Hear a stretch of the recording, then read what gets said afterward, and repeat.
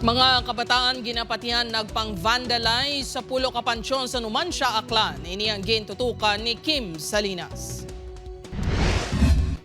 Hugot nga ginakondenar sang Iglesia Filipina Independiente sang Cathedral of Our Lady of Providence and Guidance sa Albasan, Numancia, Aklan ang pag-vandalize sa Grabanta Pulo Kapansyon sa patio sa IFI sa Barangay Badyo sa Monga Banwa. Sunod sa parish priest, adlaw sa Pasko sa natukiban ang mga vandalismo. Ginasospetsahan, kabataan na naghibo sa vandalismo kon basehan ang kadakuon sa mga pintanga porma kamot.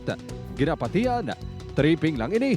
Ginreport na ang insidente sa kapulisan. Subo nga balita after sang amon nga misa, amo ini ang natabo. So instead nga dira ang kasadya pagigugma, kaakig ang nabatyagan sa sining mga pamilya, ano, sa sementeryo nga nakita.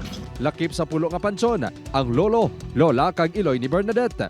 Suno sa iya daw ginbastos kag wala ginrespeto ang pansyon sa mga nagtaliwan sa nga himata. Nasaktan po ko as in, kasi naganda kasi namin yan para maging komportable kami pag bumisita kami at para maganda rin tignan. Nagpasarnas ang resolusyon ng Barangay Albasan sa pagkondenar sa insidente kag sa pagpatigayon sang maidid nga investigasyon. Nagakoordinar man sila sa punong barangay sang Barangay Badyo. Dapat dito ma-identify natin kung sino talaga yung mga perpetrators o itong mga individual na gumawa nito. Baka dumaraan din sila sa mental health problem, no? Para ma-refer din natin sa Municipal Social Welfare Development. Wala sang CCTV sa lugar suno sa kapulisan.